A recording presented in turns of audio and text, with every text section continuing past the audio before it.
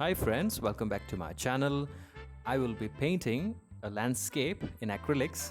I will walk you through my painting process, and I will explore the second visual element in painting, which also happens to be the main theme of this video. So if you're new here, don't forget to like the video and subscribe. And I also suggest that you watch the full video so that you won't miss out on some important things that I want to share with you.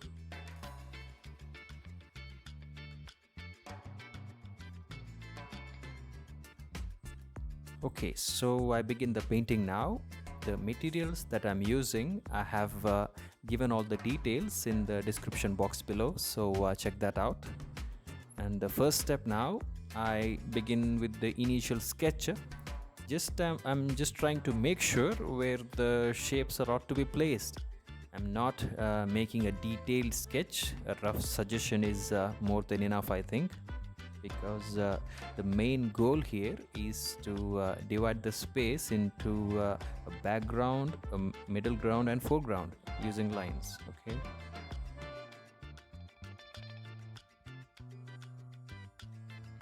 Well, now the second step, it's about blocking in shapes. Here I'm using a large brush. It's number 40 filbert. I think it's good most of the time to start a painting with a certain boldness, and this brush is giving me what I'm looking for. Basically, I'm covering most area of the paper with a base tone. It's good to get rid of the white space and create some abstract looking shapes, as these abstract shapes can help to create a room to generate new ideas on how to proceed with the painting, because I happen to believe from abstraction comes realism.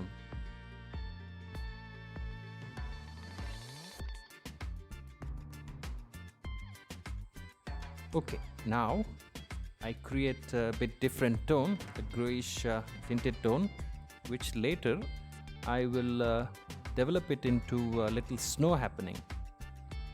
We cannot actually paint snow or a tree or a sky. It's all about signifying, let's say creating an illusion, which I think we can come to a conclusion that painting is basically about creating a harmless light in order to see the beautiful truth.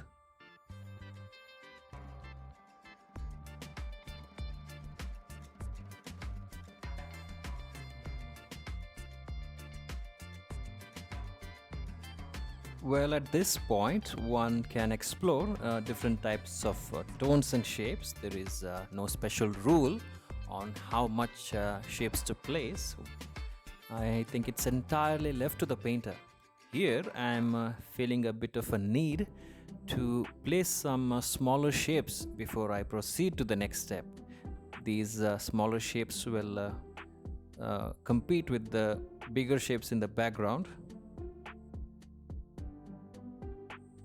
And now the next step, placing some prominent shapes in the composition. As I was talking earlier about the main theme of the video, about exploring the second visual element, I think now is the right time in the painting to do that. So the second element, if you can guess, it's the lines, the second visual element. The first priority of using lines was to divide the space into a background, middle ground, foreground, which I did in the first step earlier. Now I'm further using them to create some prominent shapes which will later become focal points in the painting.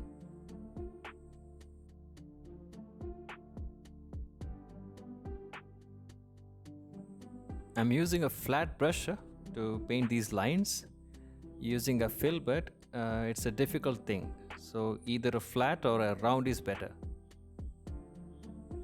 Notice that I'm varying the tonal values in the lines. When we paint realism, we have to remember that the lines No matter how thin they are or broad they are, the tonal values must be applied at all times. Lines without any values in them, they tend to look a bit stiff with no grace in them. So one can say that lines without any grace are no lines at all.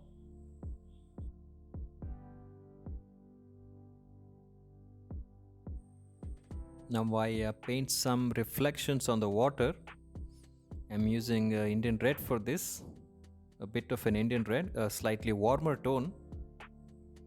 I'm trying to introduce a little variations in the tonal values because, as you can see, I'm using a limited palette which is just yellows and a bit of brown. I think there is a good need to let some variation happening in the composition, so this way it won't look boring. And I like to think about variations in terms of heartbeat. Heart has got variations in its beating. It's not like a clock beating exactly the same all the time. So this means there is a variation happening, and I like to use this analogy when I paint. So I think this variation will create a nice interest in the composition.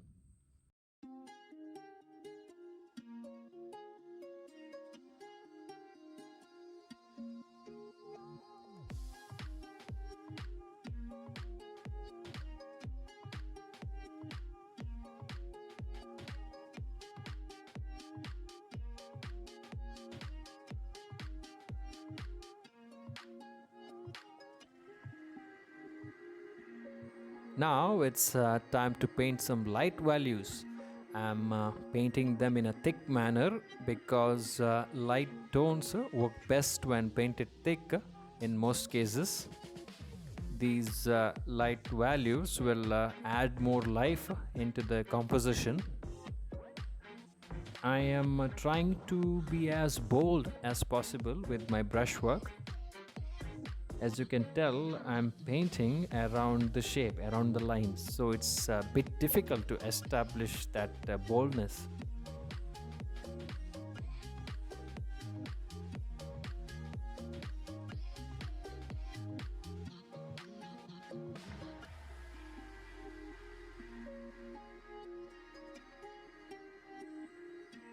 An important thing that comes to my mind during the painting process are the principles of design, like the balance, the harmony, and the rhythm. And in this case, I think some balance needs to be established between the sky and the water, because they are the bigger shapes in the composition, and they are attracting a lot of attention. So I'm trying to balance that using a bit similar tone for the sky and water.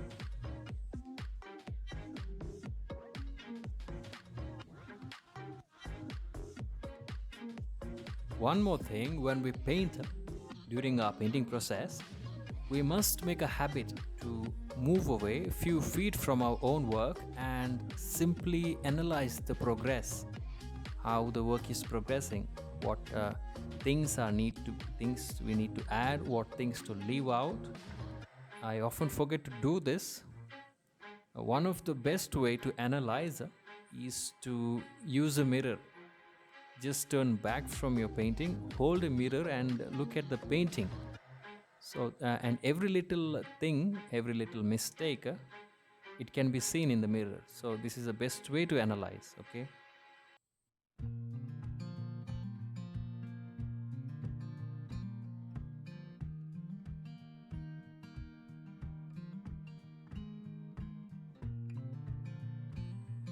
Now friends, the part 2 of the main theme of the video, exploring the second visual element, the lines, I'm going to do that now. I'm using a rigger brush for this. For those of you who are new to painting lines this way, I suggest that you practice them separately on a paper a few times. A rigger brush is also called as a script liner. It's a very thin haired brusher, but with long hairs. The necessary trick here is to use your both arm and the wrist. Take a good amount of paint on the brush and start painting the line. Do not lift your hand until you have reached a good amount of length in the line. Okay, this will having a good length in the line will make the lines more graceful and beautiful. I should probably have used a bigger brush for this, but I will manage with a smaller one.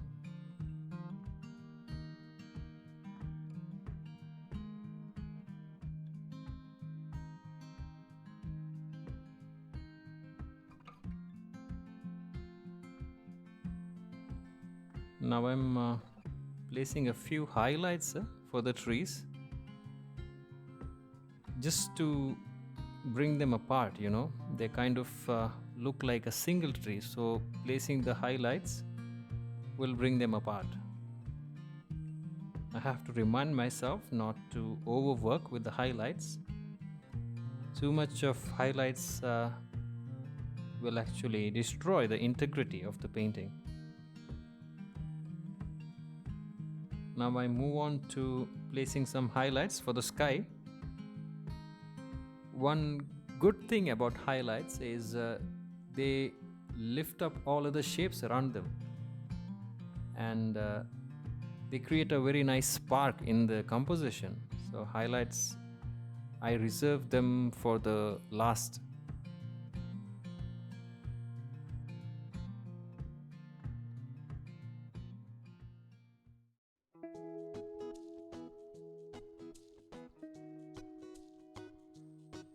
Well friends, if you have made this far into the video, why not hit the like button, and also please consider subscribing if you are new to the channel. I suggest you check out the playlist section later. I have uploaded quite a bit of videos there on different topics, different subjects like still life, portraiture, and some master copies as well. So check that out, and also feel free to drop a comment on this video, and I'm open to any suggestions on what I should be painting next.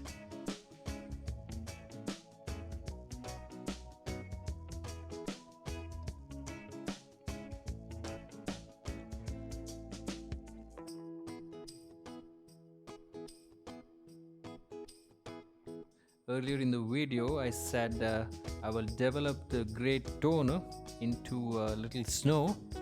I'm doing that now, and I like the way it is progressing, because a lot of the composition is in a yellow tone and some brown as well, so a little grayish white happening here and there sort of adds a little more interest in the composition. So I'm quite happy with that.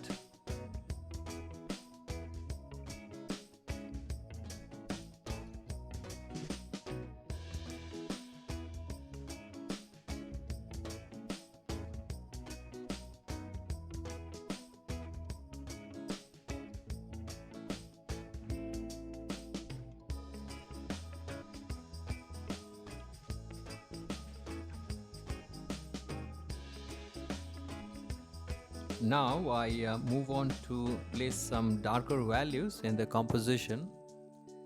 This will create a good amount of strength in the composition, and it will control all other shapes around it, and it will make other tones work as one unit. But we have to remind ourselves not to overwork with the dark tones. And one more thing about these dark values is naturally they will attract a viewer's eye. So by doing this, the focal point is established.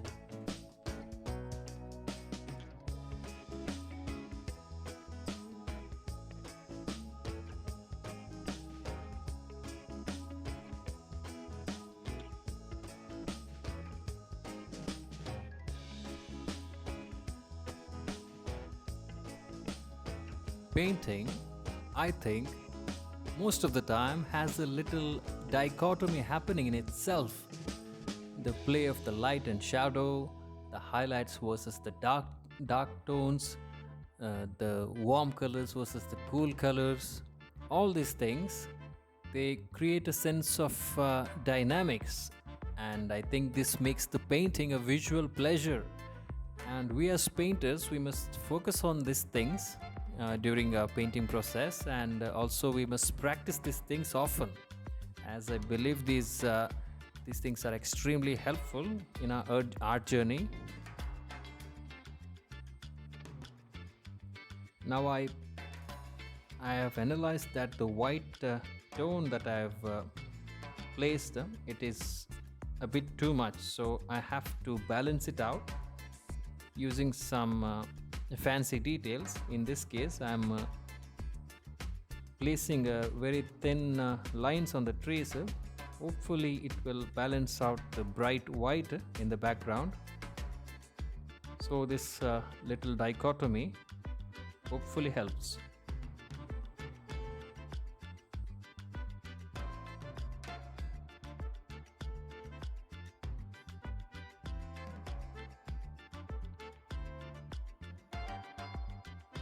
Well friends, I hope that you enjoyed this video, and I also hope that this video has been of some use to you in your art learning process. And feel free to drop a comment on this video and also give me some suggestions on what I should be painting next. And I thank you to all my subscribers for supporting me so far. And on that note, I will see you in the next video. Take care.